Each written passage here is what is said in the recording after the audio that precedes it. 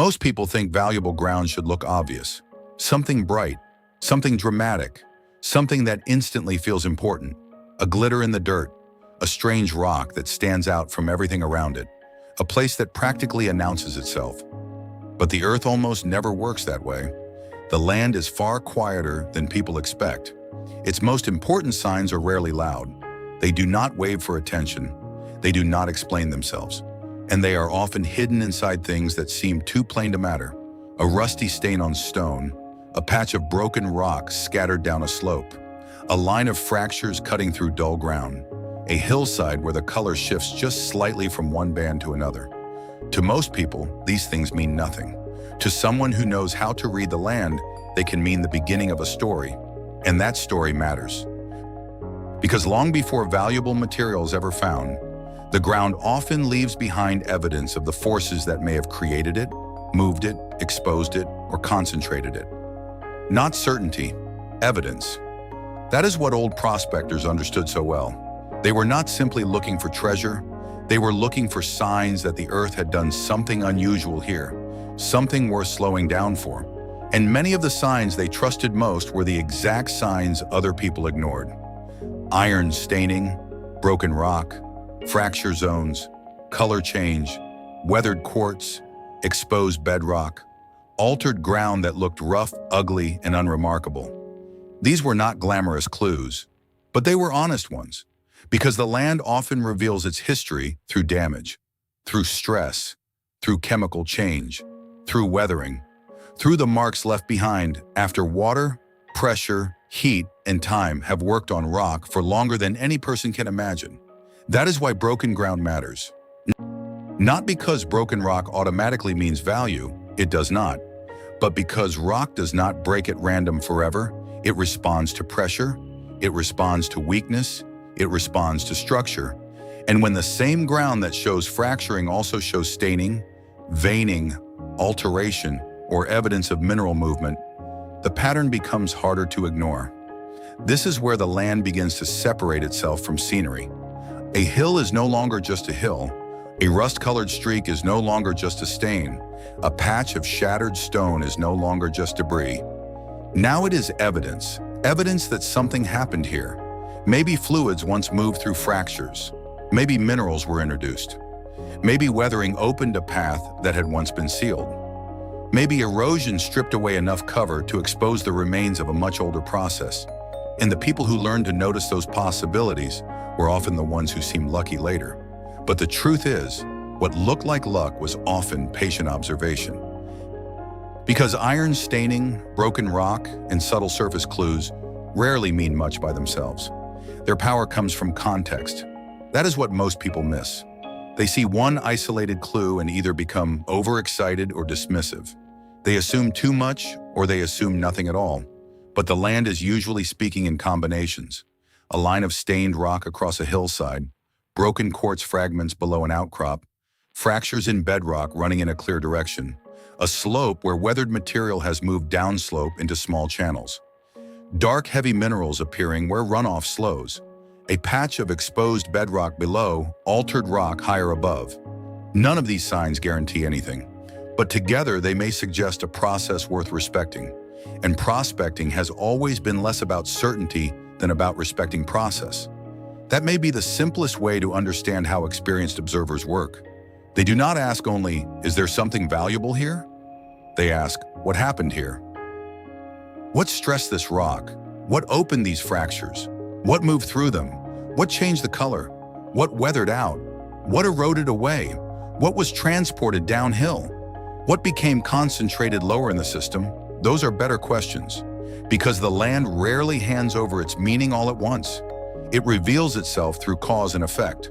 One thing leads to another. A fracture forms, fluids move, minerals are deposited, the rock changes. Weathering attacks the weaker areas, material breaks free. Rain moves it, heavy particles settle in favorable traps. The surface records only fragments of the entire chain, and those fragments are what people walk past every day. Take iron staining, for example. It is one of the most commonly overlooked signs in mineralized terrain because it is so easy to misread. At first glance, iron staining just looks like rust. a smear of red on a rock, a yellow-orange coating along a fracture, a hillside with brownish or reddish patches where the ground looks burnt or weathered. Nothing glamorous, nothing dramatic. But iron staining can be a clue that the rock has undergone chemical change. That matters because chemical change often means the ground was not static. Groundwater may have moved through it. Mineral-bearing fluids may have passed along fractures. Certain minerals may have oxidized over time as the rock was exposed to air and moisture. What you see at the surface may only be the weathered expression of something older and deeper. Again, this does not mean every rust-colored rock is important. Far from it. But it means staining should not be dismissed without context, especially when it appears with fractures, especially when it appears near quartz, especially when it forms a pattern rather than a random patch, especially when it follows a structure across the land.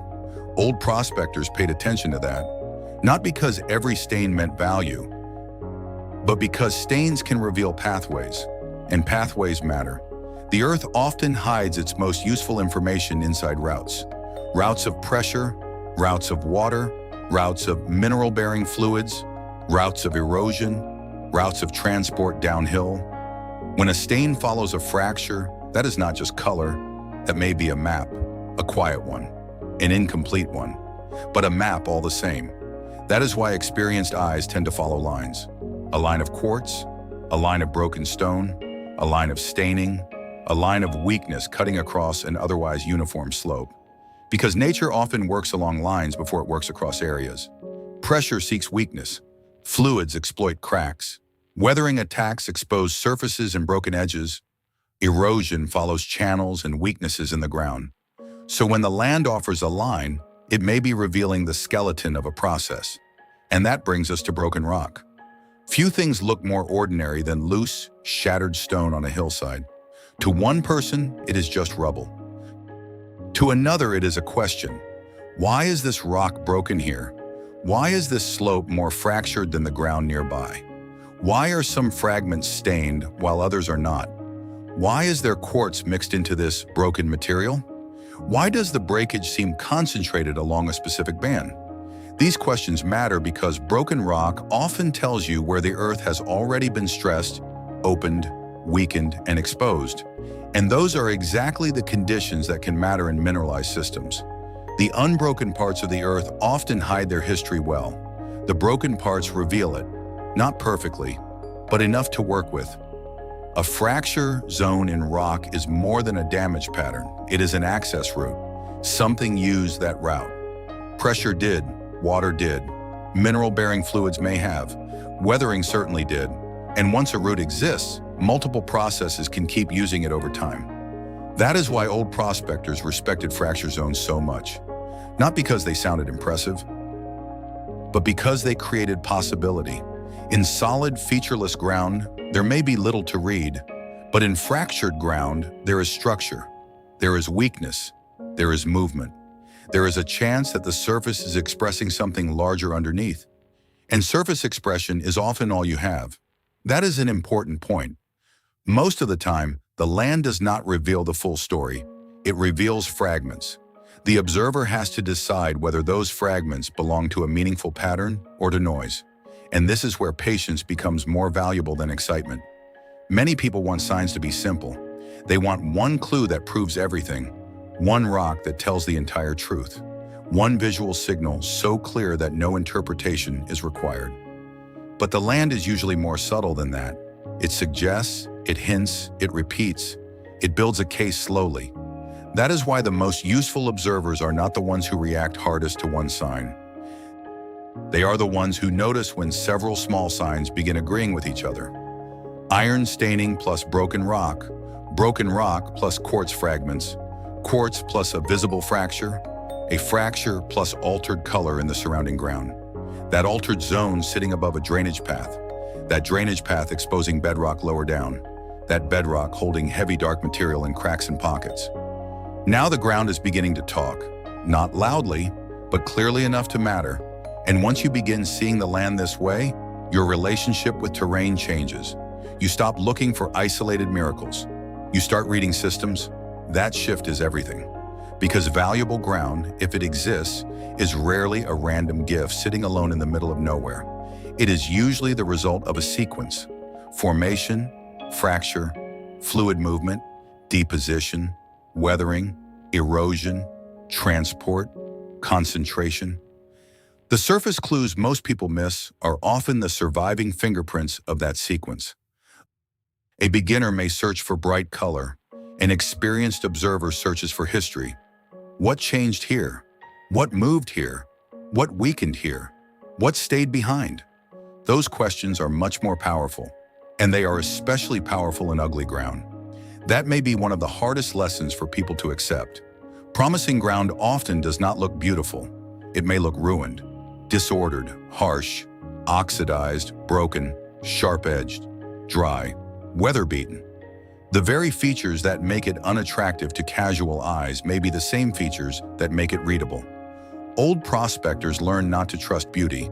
A smooth, peaceful hillside with no exposure and no structure may feel inviting, but it may tell you almost nothing. A scarred slope cut by fractures, stained by oxidation, littered with broken rock and quartz fragments may feel rough and unwelcoming, but it is giving information away. And information is always more valuable than appearance. This becomes even more important after erosion has done fresh work. A hard rain, a storm runoff event, a slope washout, a newly exposed cut along a gully, a section where loose cover has been stripped away. These moments can transform dull ground into readable ground almost overnight, because erosion does not only remove material, it edits the surface, it peels back cover, it sharpens patterns, it exposes boundaries, it reveals fractures that were hidden, it cleans rock faces, it redistributes loose fragments into new concentrations. It sometimes leaves behind exactly the kind of clues that had been buried the week before. Old prospectors knew this, which is why they often returned to areas after storms. Not because storms create value, but because storms expose evidence. A hillside that looked mute before can suddenly begin speaking. Fresh quartz fragments appear below a weathered seam. Oxidized rock shows more clearly in the cut of a wash. Fractures become visible where soil was stripped away. Broken rock accumulates below a newly revealed source. Heavy dark material appears where runoff slowed and dropped it. These are the moments when landscape becomes legible. And legibility matters more than drama, because the people who succeed consistently in reading terrain are rarely the ones chasing the most exciting places. They are the ones paying attention when the land becomes easier to interpret. Sometimes that means reading slopes, a stained outcrop higher up, broken rock below it, a narrow path of runoff carrying material down, a small channel where denser material might settle, bedrock exposure lower in the drainage. Sometimes it means reading cuts in the earth, a bank where color changes across layers, a fracture line exposed in profile, rounded gravel preserved above a modern channel, an altered seam that was invisible from a distance but obvious once erosion sliced into the slope. Sometimes it means reading what does not belong, a patch of red-brown alteration in otherwise gray rock, quartz fragments scattered where surrounding ground has none, broken angular material in one zone, smoother weathered debris in another. Staining that runs in a line instead of appearing randomly. Patterns of difference matter. What stands out is not always the answer, but it is often the place where questions should begin. That is why old prospectors slowed down around inconsistency. Where the ground changed, they paid attention. A change in rock type, a change in color, a change in fracture intensity, a change in slope angle, a change in drainage behavior, a change in the size and character of loose material underfoot. Because change often marks boundaries, and boundaries are where processes meet. One rock type may fracture differently than another. One unit may weather faster. One may host quartz more readily. One may create a better source while another creates a better trap. The earth often stores meaning at transitions. Most people hurry through transitions because they are not obvious destinations. Experienced observers know transitions are often where the story becomes interesting. This is especially true when broken rock begins collecting in the right places. Loose fragments on a slope are not automatically useful, but fragments can tell you what is weathering out above. If those fragments include iron-stained material, broken quartz, altered host rock, or repeating textures that match an exposed seam uphill, then the slope is not just holding debris, it is holding samples. Samples delivered by gravity, weather, and time. And those samples can help you understand what the upper ground is releasing even before you reach the source itself. That is one reason downslope material matters so much. The land moves information downhill, not just sediment, information.